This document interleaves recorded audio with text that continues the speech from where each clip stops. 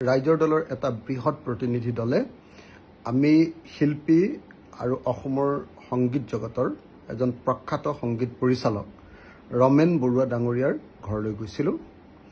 ৰমেন দা সন্ধানহীন হৈ থকা আজি 6 দিন পাৰ হৈ গ'ল, কিন্তু আজি 6ষ্ঠ দিনৰ দিনাও এতিয়ালৈকে ৰমেন দাৰ সন্ধান অসম চৰকাৰে উলিয়াব পৰা নাই।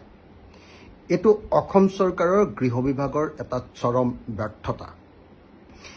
ৰমেন দাৰ নিচিনা এজন জনপ্ৰিয়, ৰমেন দাৰ নিচিনা এজন প্ৰথিতযশা, ৰমেন দাৰ নিচিনা এটা যুগৰ ধ্বজাবাহী এজন শিল্পী যেতিয়া সন্ধানহীন হৈছে, তাৰ পাছতো এই অসম চৰকাৰখনে সেই শিল্পীজনক এতিয়ালৈকে বিচাৰি উলিয়াব নোৱাৰা ঘটনাটো দুৰ্ভাগ্যজনক।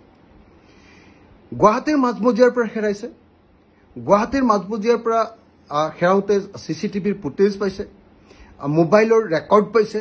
এই আটাইবিলাক পোৱাৰ পাছতো এজন শিল্পী, অসমৰ স্বনামধন্য এজন শিল্পীক এতিয়ালৈকে পুলিচে বিচাৰি উলিয়াব নোৱাৰাটো গৃহ বিভাগৰ চূড়ান্ত ক্ষমাহীৰ বাহিৰে আন একো নহয়। এইটো দুৰ্ভাগ্যজনক কথা।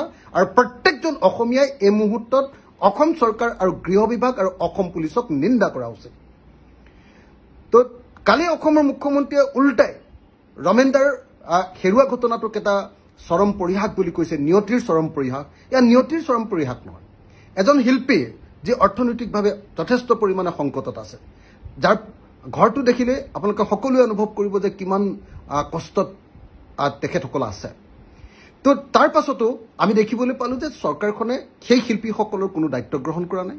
তেওঁলোকৰ অৰ্থনৈতিক সংকট হৈছে, তেওঁলোকে মানসিকভাৱে বিধ্বস্ত হ'বলগীয়া পৰিস্থিতি হৈছে, আৰু সেইটো লুকুৱাবৰ কাৰণে এতিয়া পৰিয়ালৰ ভিতৰত কাজিয়া বুলি এখন নতুন নাটক সৃষ্টি কৰি এখন নতুন ঘটনা, হয়তো থাকিবও পাৰে ঘৰত কাজিয়া, কিন্তু সেই ঘটনাটোক ডাঙৰ কৰি আচল ঘটনাটোক লুকুৱাব খোজা হৈছে। এইটো দুৰ্ভাগ্যজনক ঘটনা।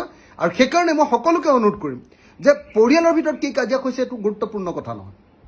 আচল গুৰুত্বপূৰ্ণ কথাটো হ'ল যে এতিয়ালৈকে শিল্পী ৰমেন বৰুৱা ডাঙৰীয়াক অসম চৰকাৰে বিচাৰি উলিয়াব পৰা নাই।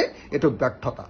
যদি নদীত তেখেতক সন্ধানহীন হৈছে, নদীৰ পৰা বিচাৰি উলিয়াব লাগে। কিন্তু আজি মই CPৰ লগত, পুলিচ কমিশ্যনাৰ দিগন্ত বৰা ডাঙৰীয়াৰ লগত যেতিয়া কথা পাতিলোঁ, ক'লে যে নৰ্মেল অভিযানৰ বাহিৰে নদীখনত অন্য কোনো স্পেচিয়েল অভিযান চলি থকা নাই। এজন শিল্পীৰ ক্ষেত্ৰত এনেকুৱা ধৰণৰ একেবাৰে গা এৰা দিয়া মনোবৃত্তি এইটো কেতিয়াও ভাল বস্তু নহয়।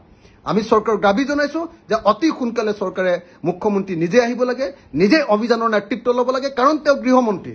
আৰু অচিৰে 48 ঘণ্টাৰ ভিতৰত যাতে তেখেতক বিচাৰি সন্ধান উলিওৱাৰ ব্যৱস্থা কৰে, তাৰ কাৰণে পুলিচক নিৰ্দেশ দিব লাগে। আৰু যদি পুলিচ ব্যৰ্থ হয়, পুলিচৰ ওপৰত একশ্যন ল'ব লাগে।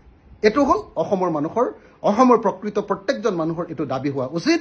আৰু মই অসমৰ মুখ্যমন্ত্ৰীক তেনেকুৱা ধৰণৰ ব্যৱস্থা গ্ৰহণ কৰিবৰ কাৰণে অসম চৰকাৰক আহ্বান জনাইছোঁ।